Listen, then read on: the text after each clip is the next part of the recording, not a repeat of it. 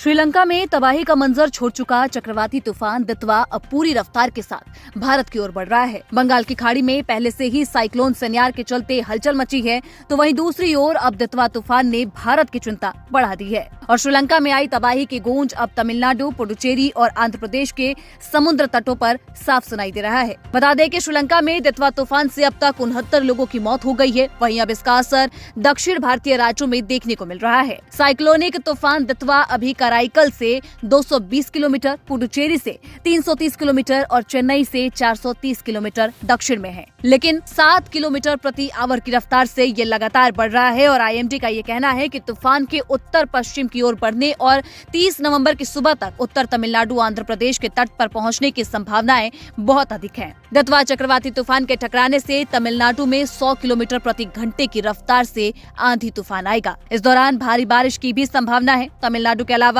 केरल, आंध्र प्रदेश और पुडुचेरी के तटीय इलाकों में 60 से 100 किलोमीटर प्रति घंटे की रफ्तार से तूफानी हवाएं चलेंगी और भारी बारिश भी हो सकती है। वहीं मौसम विभाग के पूर्वानुमान के मुताबिक दितवा तूफान श्रीलंका तट और समीपवर्ती बंगाल की खाड़ी से होते हुए उत्तर पश्चिमी मार्ग पर आगे बढ़ेगा, जो कि रविवार को सुबह उत्तरी तमिलनाडु और दक्षिणी आंध्र प्रदेश के तटों के पास पहुंच जाएगा। तूफान दितवा के खतरे को देखते हुए मौसम विभाग ने दक्षिण भारत के कई इलाकों में तेज बारिश की चेतावनियां भी जारी कर दी है। वहीं आपको बता दें कि तूफान दितवा को लेकर मौसम विज्ञान के director general doctor Mrityunjay Mahapatra ने ये बताया कि साइक्लोन तूफान श्रीलंका के तटीय इलाकों और उससे सटे दक्षिण पश्चिम बंगाल की खाड़ी के ऊपर है। ये चेन्नई से लगभग 480 किलोमीटर दक्षिण में है। ये उत्तर उत्तर पश्चिम की ओर बढ़ रहा है। ये 29 तारीख की सुबह तक श्रीलंका से निकलकर दक्षिण पश्चिम बंगाल की खाड़ी में आएगा। इस दौरान इसमें थोड़ी सी तेजी आ सकती है। इसके अलावा तूफानी लहरें उत्तरी तमिलनाडु और पुडुचेरी के निचले इलाकों में पानी भी भर सकती है। इन सभी बातों को ध्यान में रखते हुए मछुआरों को 30 तारीख तक समुद्र में न जाने की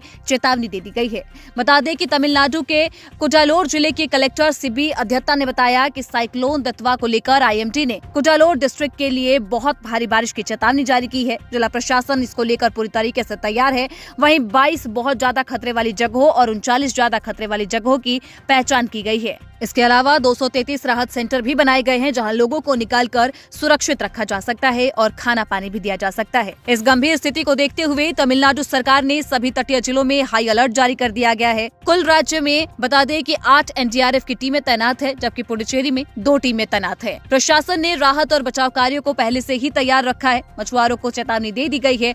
सुरक्षित स्थानों पर गाँव वालों को जाने के लिए कहा गया है। वहीं रेल और एयरलाइन की बात करें तो इन सेवाओं पर भी तूफान का असर देखने को मिल रहा है। इंडिगो एयरलाइन ने 29 नवंबर के लिए जाफना और पुडुचेरी, तूतीकोरिन और तिरुचिरापल्ली की कई उड़ानें रद्द कर दी है। प्रभावित यात्रियों को रिफंड या वैकल्पिक यात्रा के विकल्प दिए गए हैं। दक्षिण रेलवे ने पंबन ब्रिज पर तेज हवाओं के चलते रामेश्वरम ओखा एक्सप्रेस को रद्द कर दिया है। वहीं इसके अलावा रामेश्वरम चेन्नई सेक्टर की 11 ट्रेनों का शेड्यूल अगले 2 दिनों के लिए बदल दिया गया है।